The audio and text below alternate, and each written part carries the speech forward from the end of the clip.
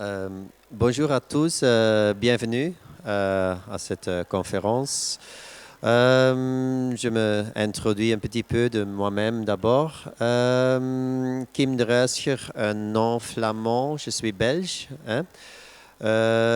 J'habite maintenant depuis 5 années de nouveau en Italie. Je dis de nouveau, vous peut-être peut penser de nouveau, voilà. Une fois, j'ai eu une expérience. Après mes études des beaux-arts à Gand, oui, en 95, j'ai quitté Belgique et je suis allé en Italie pour spécialiser du marbre. Après, j'ai pensé, je vis très bien dans ce pays, en Italie, c'est le soleil, la vie, tout ce qu'il faut, du marbre. Et j'ai pensé, je veux faire quelque chose dans ma vie, je veux construire mon carrière. Et ça, je ne voulais pas faire en Belgique parce que je connaissais déjà. C'est trop facile. Alors j'ai pensé, bah, pourquoi pas, je vais essayer Hollande, un pays plat. Il n'y a pas du marbre, du pierre. Intéressant pour moi, une challenge, non? Et alors j'ai pris la décision. Je suis commencé à vivre là, mais aussi après 8 années là de vivre là, j'ai pensé, ça marche jamais pour être heureux là-bas. Cet pays, c'est pas pour moi. C'est sympathique, il y a tout, mais il n'y a pas de pierres, il n'y a pas suffisamment de soleil. Alors, de nouveau j'ai quitté le paysage Hollande et je suis allé à vivre à Farise, près de Milan. Et là, je suis encore en train de vivre. Ça, c'est un petit intro de moi-même. Alors, on peut commencer avec la première image. Euh, alors, cet petit discours, je vais faire en 4 thèmes parce que mon œuvre, j'ai plusieurs aussi, bienvenue en le petit enfant. L'œuvre est bien située dans différents thèmes. Ici, je vous présente juste 4 thèmes. Le temps, l'absence et la présence de l'homme, consumérisme en général et la nature. Oui. Alors, on commence à quelques images de mon œuvre au rapport du temps. Et là, je vais dire un peu plus chaque fois dans une œuvre. Et dans la première image, on voit ici un très grand ballon football. Et j'ai donné le titre Round Cube. Round Cube, c'est comme une contradiction. Ça fonctionne pas, hein. Une cube est pas ronde. Et ça, c'est une chose qu'on voit tout le temps dans mon travail. C'est déjà mon première chose. Une chose que on voit une chose, mais c'est pas ça. On voit du marbre, hein, mais d'après on pense que c'est un objet et d'après on pense que c'est une autre chose. Il y a une autre chose avec cette pièce. Euh, je voulais faire une chose très grande, énorme, grand comme la chambre. Et c'était une galerie à ce temps-là où j'ai demandé pour faire ça. Aussi au niveau de... C'était une galerie avec tous les aquarelles, les choses très petites. Et ils n'attendaient pas que je vais faire une chose comme ça. Et alors, des choses que ça me fait rire, je suis heureux. Voilà. Comme ça, d'après, quand j'ai fait cette ballon-là dans la salle, ils disent, mais comment ils doivent passer les gens? Parce qu'ils passent presque plus. Et ça, c'était le but de mon travail ici. Une chose que c'est pas du tout normal à voir dans la situation. Une anecdote, c'est joli à raconter. Euh, cette galerie avait une porte de 1 mètre. Alors, c'est pas très grand. Alors, je devais penser à un système pour porter ça. Alors là, j'ai fait un genre de puzzle de noir et blanc incollé, mais quand même, c'était encore très grand. Et c'était au centre de Amsterdam, cette galerie. Et dans le centre de Amsterdam, il ne peut pas venir des camions grands. Alors là, j'ai choisi de faire le transport avec un bateau. Et voilà, cet ballon est venu avec un bateau dans Amsterdam et est arrivé dans la galerie. Le temps. Le temps, un autre aspect, j'ai fait différentes sculptures après du temps. Le ballon fait en pierre calcaire, le même principe. On peut faire une autre image, oui. Mais après, il y a aussi passé quelque chose personnel. Mon père était pas bon, hein, et je vois pas souvent mon père dans ce temps-là. Et ils avaient un cancer. Et comme j'ai vécu en Hollande et mon père était en Belgique, bah, il n'y a pas toujours un motif pour voir la famille. Et moi, j'ai pensé, je vais trouver un truc pour voir plus. Alors j'ai dit, je te fais une statue. Et il dit, ah, pourquoi? J'ai dit, tu vas poser, je te fais un canapé et tu vas dormir un peu. Et ça, c'était le thème de le travail. Mais il y a toujours une démarche personnelle, une émotion de mon travail. Mais d'après, je pense c'est important que tous mes travaux sont un peu en général. C'est pas mon père, c'est un père pour toutes les personnes. Ils peuvent voir sa père aussi dans cette sculpture là-dedans. Je ne voulais pas faire une portrait exactement comme mon père était à ce temps-là. C'est pas important. C'est l'idée qu'une personne a juste mis ses chaussures derrière quelque part et dit OK, je veux faire une sieste, une petite sieste. Ça veut dire un peu que j'aime la vie comme elle et je vais juste reposer moi-même. Ça, c'était l'image que je vais donner. Alors, au rapport du temps, on peut dire que cette personne dorme, mais est en vie, est mort. Ça, je laisse ouvert à tout. Oui. Un autre travail qu'on voit ici, c'est un petit film, je pense, non? Ou c'est peut-être une image que... Oui, c'est aussi exposé ici dans l'exposition. J'ai fait beaucoup de travail ici où je laisse voir les craques, les traces de le passé. C'est comme une personne a vécu là-dessus et c'est comme si je dois faire mon lit dans le matin. Il y a parfois quelque chose que je remarque que c'est un peu dommage parce que j'ai une bonne rêve et je veux pas effacer toute cette histoire tout le temps. C'est comme tu effaces le passé. La même chose, on peut voir aussi dans un autre objet, le polystyrène, une chute qu'on met normalement usée. Hein, je veux dire, on jette normalement ça dans la poubelle. Je veux garder ça. Une autre chose un peu plus complexe, le roulet de PQ. Dans mon œuvre, on peut voir différents niveaux. Et un niveau, c'est par exemple l'objet soi-même. Et le relais de PQ, on peut aussi voir comme une petite situation comme dans l'art contemporain. Marcel Duchamp qui a fait sur un socle l'urinoir. C'est un peu le même principe. Je fais quelque chose, un ready-made, une chose qui est vraie, déjà existe, et je vais poser ça sur un socle. Le roulet de PQ, ici, le thème est très important parce que je vais toujours à Carrara choisir du marbre. Et il faut savoir qu'il y a une mode aussi pour les prix au niveau de la blanche, de couleur du marbre. Quand c'est très blanc, il parle du statuario. Et le statuario, c'est très cher. Et les gens qui ont des statuaires sont très riches et ils sont aussi fiers d'avoir ça. Et ça, je trouve un peu drôle parce qu'on parle juste d'une pierre. Oui, et c'est pour ça que j'ai créé ce rouleau de toilette. La même chose, le sac de poubelle, mais il y a déjà quelque chose d'intéressant là-dessus parce que c'est la première fois que je sculpte du plastique.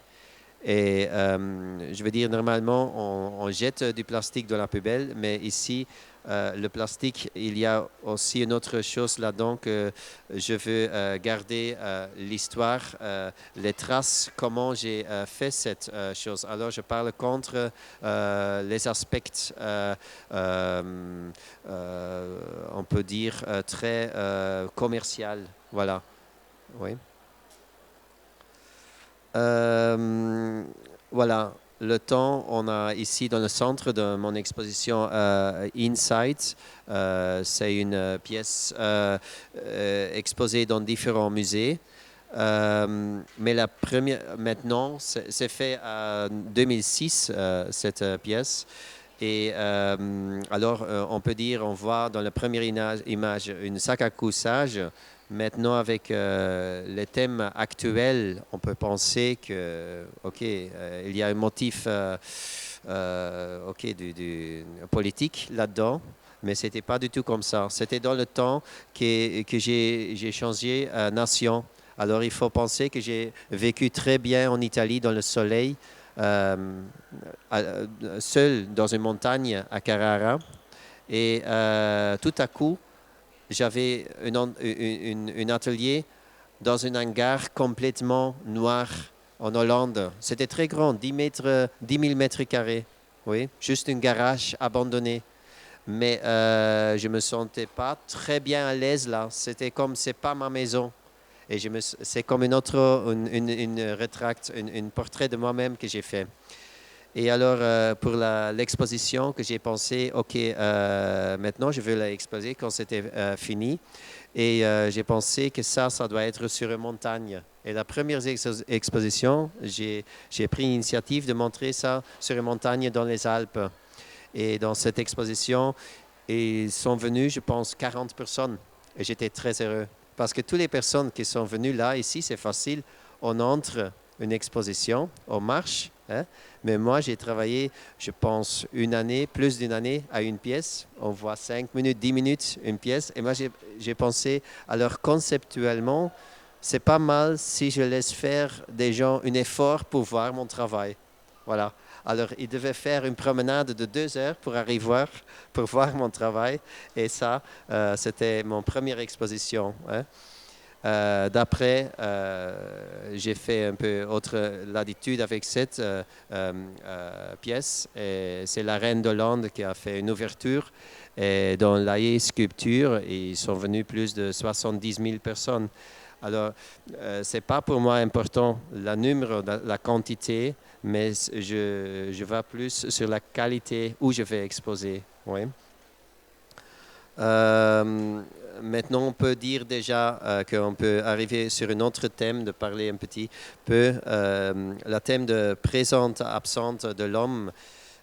Ici, on voit dans l'exposition 2 vestes accrochées sur le mur. Voilà, ça se dit déjà beaucoup. Je pense à gauche, hein, c'est la veste. J'ai pensé à mon enfant quand il sort de la douche. J'étais tout le temps désordonné et j'ai pris l'initiative. C'était un petit lapin de la marque de Dick Bruna. C'est un dessinateur hollandais. Et il a fait beaucoup de livres, Dick Bruna, Nentje. Et j'ai fait aussi 2 autres lapins. J'ai demandé des droits d'auteur. Il me l'a donné et j'ai fait le copie après. L'autre veste qu'on voit, c'est une autre chose un peu plus neutre, pas au rapport d'un enfant, quelque chose. Il y a une grande différence du temps. Et si vous allez à regarder dans l'exposition très proche, on voit aussi complètement différentes techniques. Hein. Une s'est faite en 2013 et l'autre s'est faite en 2015. Un autre travail qui s'est réalisé dans 2015, c'est dans l'attente. Je donne ça le titre, cette œuvre. Et voilà, c'est un peu plus loin de le réalisme. J'ai changé des proportions naturelles. C'est presque un travail abstract, si on la voit. Mais si on vient d'une certaine distance, on pense que c'est du réalisme. Et si on vient très proche, ça vient comme une chose très travaillée à main.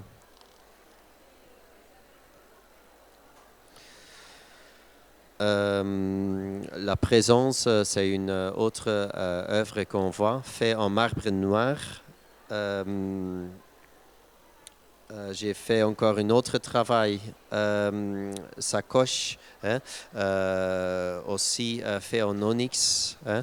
C'est tout un peu la même idée qu'il y a une personne dans la chambre ou pas.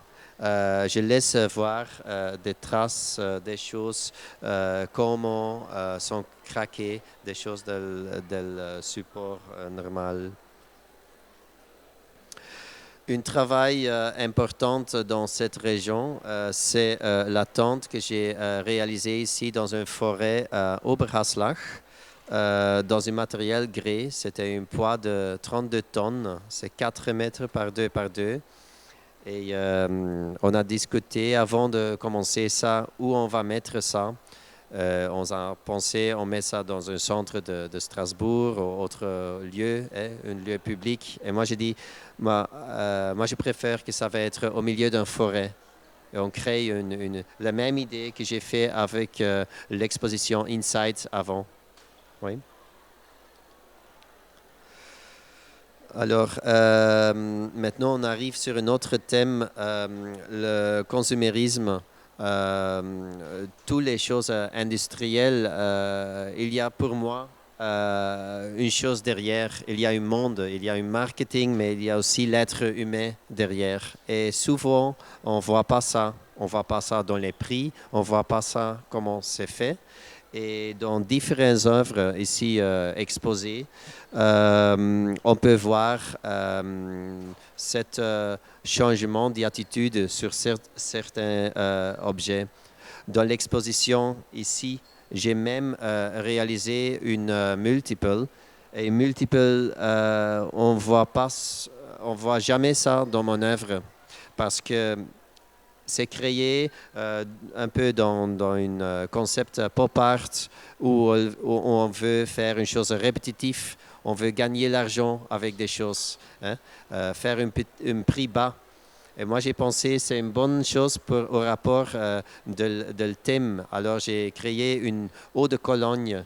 Je s'appelle ça eau de toilette parce que je joue là aussi avec le nom eau de toilette de Paris. Parce que si on fait la traduction, c'est un peu bizarre ça pour nous, Belges.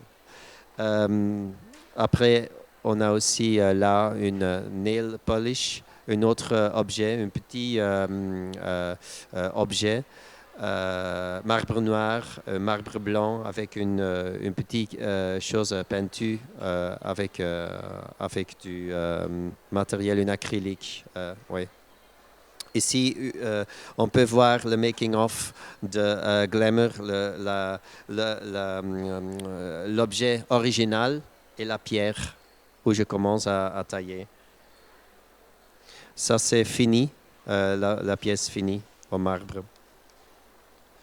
Une autre sculpture pas exposée ici, non, c'est haute couture. Haute couture, un nom très souvent usé. Hein. Pour moi, ça fait un peu absurde pour moi le titre parce que haute couture, ça veut dire une chose très bien de qualité, mais souvent, les gens qui ont une veste avec beaucoup de choses ou des valeurs, ils vont faire ça accroché sur une chose de plastique qui n'a pas de valeur sur la chambre. C'est juste utile, c'est une chose normale qui fait part de la vie.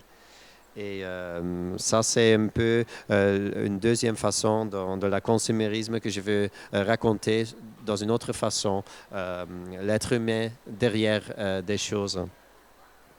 La cravate, une autre idée absurde. Hein, ça ne sert pas parce qu'on a chaud, cet vêtement, mais on l'a mis. Voilà. Une autre pièce qu'on voit dans l'exposition, hein, papillon. Papillon, même idée. Marbre noir, marbre vert. Une autre pièce, Giant Nail Cream, un peu inspirée sur une marque très commerciale. Et j'ai agrandi. J'ai ici utilisé des mots là-dessus, écrits là-dessus, comme Roy Lichtenstein faisait avec ses œuvres. Alors, il y a un petit link au niveau du pop art ici, mais dans l'autre sens, il y a aussi un grand link à l'arte povera, parce que c'est juste du pierre, il n'y a rien de plus. Je ne sais pas si on peut ouvrir le film, Mais normalement, ici, c'est une idée, le petit coussin que j'ai là, présenté dans l'expo, c'est une phase, comment ça marche pour finir à main. Et comme ça, j'ai fait toutes les pièces juste finies à main, très doucement avec l'eau. Oui, parce que ça ne marche pas avec des machines, parce que ça laisse des traces. Voilà. Le travail fini, pilot, fait en onyx. Le, euh, le thème consumérisme, on trouve aussi dans cette chemise frappée. Ouais. Euh, et alors, on voit ici une image que j'ai utilisée quand j'étais en voyage pour Carrara. J'avais tous les vêtements chics dans la voiture pour aller à manger bien dans le soir, dans un restaurant bien avec des clients, avec au rapport du marbre. Mais tout à coup, quand c'était soir, j'étais très fatigué. Je ne pouvais plus me changer, j'avais plus envie. C'est bien, j'ai dit ok, je m'en fous, je vais juste à manger. Quand je suis retourné à ma maison, je voulais vider toute la voiture et je vois ça, toutes les traces de l'histoire dans cette chemise. Et j'ai pensé, voilà, ça c'est une bonne idée pour faire une sculpture. La dernière thème que je vais raconter, c'est un peu la nature, hein. Et il faut penser que les différents thèmes que j'ai ici parlé, ce n'est pas lié sur une date. On voit ici une pièce à 2006, hein, mais jusqu'à maintenant, je suis actuel en train de travailler sur le thème de la nature. Alors, les thèmes, ça change. Oui. Ici, j'ai créé une tapis. C'est un peu la même idée de le travail inside, où je pense que Nomad Space, hein, le titre inside, ça peut être aussi nomade. Hein. J'ai par exemple Gavin Turk, un artiste contemporain qui vit à Londres. Il a fait un travail un peu similaire de la mienne en bronze. Aussi un sac à couchage, aussi beaucoup des années avant. Maintenant la thématique. Et il s'appelle ça Nomade. Et je trouve ça drôle parce que parfois, il y en a des idées, des artistes que ça croit, mais ce sont tous des différents temps et nous sommes dans une même ligne, mais chaque moment, ce n'est pas le même temps et c'est une autre pensée derrière. Oui. Et le Nomad Space, j'ai fait ce travail différentes fois. C'est normalement créé pour faire en trois différentes nations. Une nation, je voulais faire ce sont pour moi trois chambres que je voulais créer. Une chambre pour le verre, c'est ça. Une autre chambre pour le froid. J'ai réalisé en Finlande. Alors, je suis allé en Finlande dans l'hiver. J'ai travaillé différents mois. Et sur un lac de glace, j'ai mis toute une installation des pelles des rennes pour être assis là-dessus. Et sur le vernissage, j'ai invité tous les gens de la région là pour être assis et boire un petit peu de chocolat chaud pour se connaître. Et pour moi, c'était une chose importante. Une autre chambre que je voulais créer, je voulais aller à Canada. J'ai fait aussi physiquement et je voulais prendre un morceau de glace originel qui était encore, c'était pas encore le chauffé de la terre comme maintenant connu, actuel. Et là, je voulais prendre une montagne de glace, porter quelque part et vider comme une chambre, juste pour être là, pour sentir si dans une chambre. Mais logistique, je ne suis jamais réussi. Alors, c'était juste un joli voyage de 3 mois. Ouais. Alors, parfois, on fait des choses, on rêve, mais ce n'est pas toujours possible à réaliser tout ça. Un autre thème, une deuxième vie.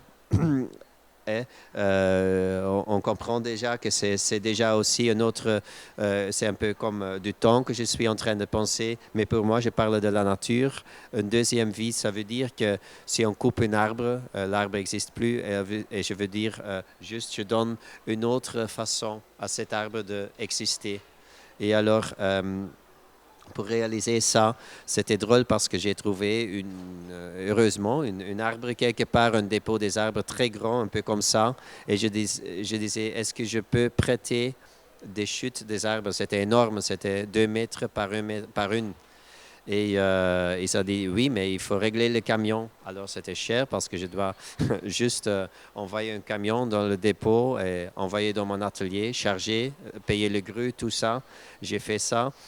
Et quand j'avais fait toute l'œuvre, ils disent, OK, maintenant, qu'est-ce que je fais avec ça? Moi, j'ai repayé un autre camion pour reporter. C'était juste pour voir comment c'était fait l'original. Alors, ça, c'est juste un exemple que je donne comme quand j'ai une situation, un objet que je veux sculpter. Je suis en fait un sculpteur très classique.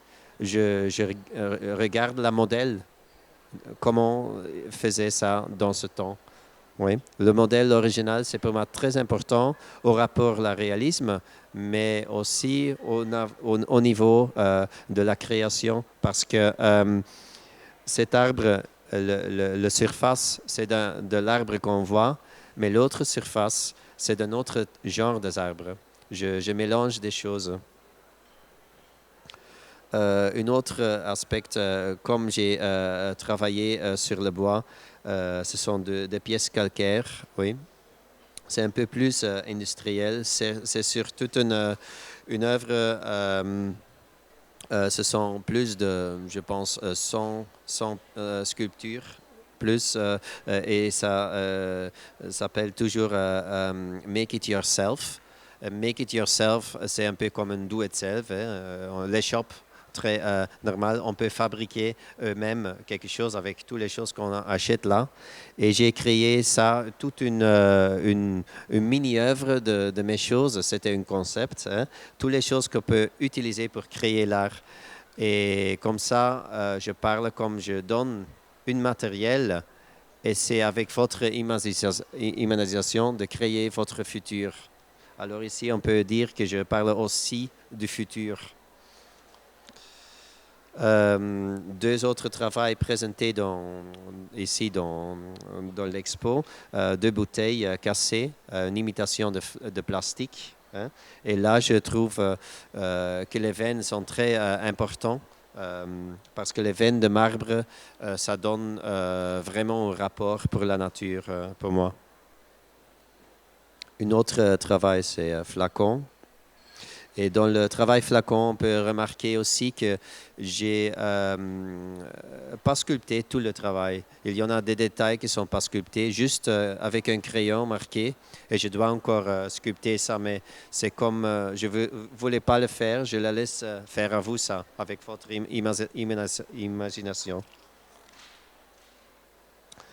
Un autre travail que j'ai réalisé, Il Canotto, un petit bateau, mais c'est dans le poids, c'est pas petit parce que c'est autour de 5 tonnes, hein, ce travail.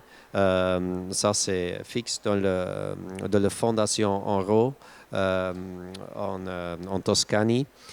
Et maintenant, je suis en train de faire une interprétation de cette pièce. C'est déjà 1 année que je suis en train de travailler avec cette pièce et je ne sais pas quand ça sera fini. Je ne sais pas, j'ai aucune idée. Ouais. Voilà, ici, je vous donne une image, comment je travaille. C'est quand mes enfants sont à visiter dans mon atelier. Voilà. C'est le canotto original, je la regarde et je vais plus loin de ça. Et on voit encore un tube de mon compresseur. C'est juste tailleur de pierre, comment c'est réalisé. Et à la fin, je vous laisse voir une image de mon studio. J'ai créé un espace, c'était vide, dans une carrière, je veux dire à côté, une carrière, hein, mais c'est le même territoire, où j'ai le droit de faire la poussière, du bruit, je peux travailler quand je veux. Mais je ne voulais pas avoir de mur. Un mur, pour moi, ça me donne des limites de penser, des limites de souffler, parce qu'il faut respirer très bien l'air quand tu travailles. Et voilà, la seule chose pour moi, c'était important, que j'avais aussi une part de mon atelier que ça peut bouger. Et j'ai acheté un container nouveau.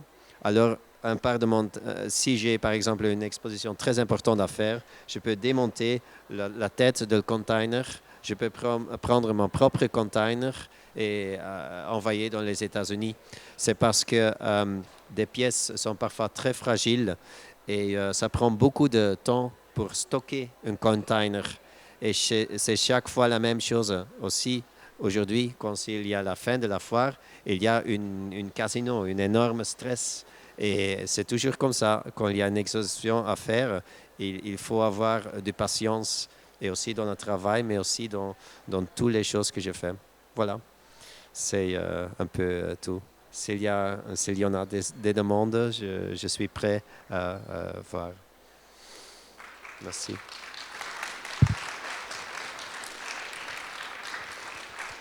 Merci, Monsieur de Ruijter, pour cette intervention.